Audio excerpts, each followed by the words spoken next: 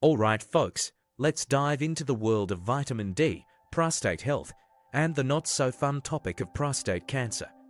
Buckle up because we're mixing some science with real talk, Southern California style. That's why the University of California, San Diego has been doing some interesting work around vitamin D and prostate health. Now, if you're like me, the extent of your knowledge about vitamin D might be limited to get some sun, feel good, but there is more, especially for boys. First of all, vitamin D is not just for bone health. It turns out that prostate cells have vitamin D receptors waiting to receive their dose. Research shows that men with vitamin D deficiency are more likely to suffer from an enlarged prostate BPH and even prostate cancer. Vitamin D does a lot of work behind the scenes, such as controlling inflammation, assisting in cell division, and boosting the immune system. Basically, your body rebounds against cancer cells. Let's hear from experts Dr. Mark Stingler and Dr. Gundry. You're in the San Diego area, and I've always been impressed by the University of California, San Diego work on vitamin D and prostate health and health in general and prostate cancer. Can you, for those of our listeners who don't know about vitamin D and the prostate, can you tell us what you talk about in the book? Yeah, well, the interesting thing is they have identified vitamin D receptors on the prostate cells, which, like most other cells in the body, vitamin D has so many far-ranging effects. So they have shown in studies that men that are vitamin D deficient are more likely to have BPH or prostate enlargement.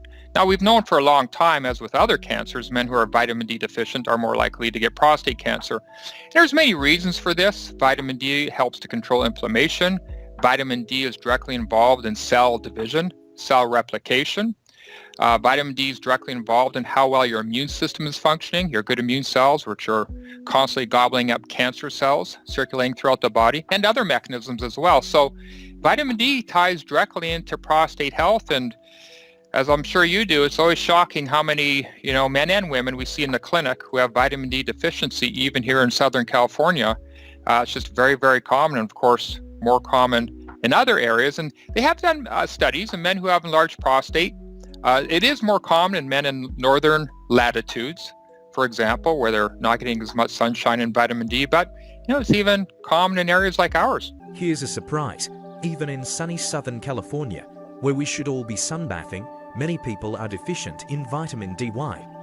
Because we're all putting on sunscreen and spending more time indoors. Studies show that about 80% of patients who come to clinics here have low levels of vitamin D. Crazy, right? Now, let's get to the heart of the matter. Can prostate enlargement really be reduced by increasing vitamin D levels? The short answer is yes, to some extent. Through a combination of diet, supplements, and lifestyle changes, think weight loss and improving insulin resistance, you can improve prostate health. For example, the herb saw palmetto, when used correctly, has been shown to slightly reduce the size of the prostate. Don't expect miracles, but improvement is definitely possible. But what about the big C, prostate cancer? The symptoms of BPH and prostate cancer overlap, which makes it complicated. Both conditions can cause changes in urination. However, an enlarged prostate does not necessarily mean that you will get cancer. But don't dismiss those midnight bathroom trips as just a sign of aging. If you urinate more frequently, it's worth talking to your doctor to rule out serious problems. Let's hear from experts Dr. Mark Stingler and Dr. Gundry. Yeah, in my clinics, 80% of my initial patients are vitamin D deficient.